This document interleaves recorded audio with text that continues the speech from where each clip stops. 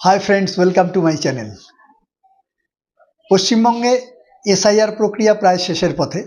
4 December পর্যন্ত SIR প্রক্রিয়া সম্পন্ন করার কথা থাকলেও পরবর্তীকালে নির্বাচন কমিশন 11 ডিসেম্বর পর্যন্ত সেটাকে বর্ধিত করেছে এবং সেভাবে কাজ চলছে।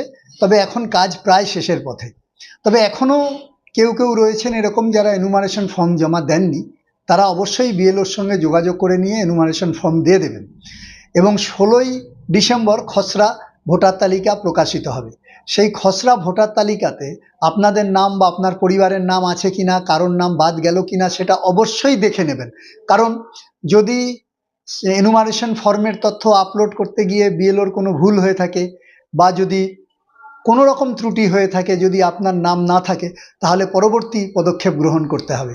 কাজেই 16ই ডিসেম্বর যে খসড়া ভোটার তালিকা প্রস্তুত করা হবে এবং প্রকাশিত করা হবে সেটা অবশ্যই আপনারা নিজ নিজ দায়িত্বে দেখে নেবেন। কারণ ভোটাধিকার হচ্ছে সর্বোচ্চ অধিকার।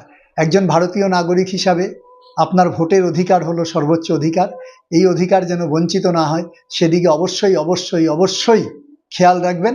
খসড়া ভোটারে চেক করে নেবেন যে আপনার নাম বা আপনার পরিবারের নাম আছে কিনা। নমস্কার।